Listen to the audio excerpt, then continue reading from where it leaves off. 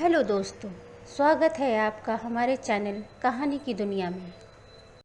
चुनमुन के पास एक सुंदर गुल्लक थी। गुड्डे के आकार की उस गुड्डे के सिर पर एक लंबा छेद था जिससे चुनमुन उसके अंदर सिक्के डालती थी। उसकी मम्मी रोज उसे एक सिक्के देती थी। चुनमुन गुल्लक को हिलाती थी तो खनखन की आवाज़ के साथ सिक्के हिलते थे। इससे चुनमुन को पता चल जाता था कि गुल्लक अभी थोड़ी खाली है। फिर एक दिन ऐसा हुआ, उसने गुल्लक को धीरे से हिलाया लेकिन कोई आवाज़ नहीं आई।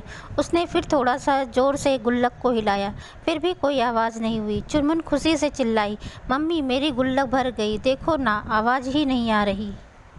चुनमुन के आसपास बहुत सारे खिलौने पड़े हुए थे। उन्होंने यह बात सुनी, वे आपस में कानाफूसी करने लगे। कार बोली, सुना तूने, गुल्लक पूरी भर गई है। हाँ मैंने भी सुना, कितने सारे पैसे हो गए होंगे अंदर। जो काश मैं इस पैसे वाले गुड्डे से शादी कर पाऊँ, मेरे पास भी ढेर सारे पैसे हो जाएंगे, गुड़िया ने कहा।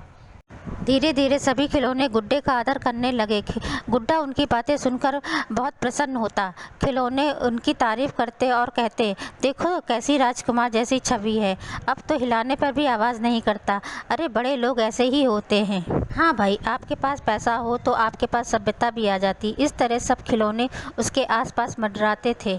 कुछ दिनों बाद चुनमुन का जन्मदिन आया। वह बहुत खुश थी क्योंकि वह समय आ गया था जब उसे अपनी गुल्लक के सारे पैसे निकालने थे।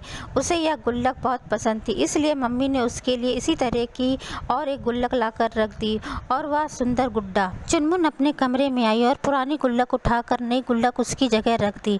उसने नई गुल्लक को हिलाकर देखा, उसमें से कोई भी आवाज़ नहीं आई क्योंकि वह खाली थी, उसमें कोई सिक्का था ही नहीं। चुनमुन के खिलौनों ने देखा कि खाली गुड्डा उतना ही सुंदर था जितना भरा हुआ था।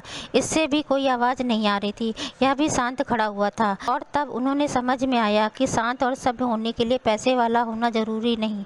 इसलिए वे नए गुड्डे का भी उतना ही आदर करते थे जितना पुराने भरे हुए गुड्डे का करते थे। अगर आपको हमारा चैनल पसंद आ रहा है तो लाइक, कमेंट, शेयर और सब्सक्राइब ज़रूर करें। धन्यवाद।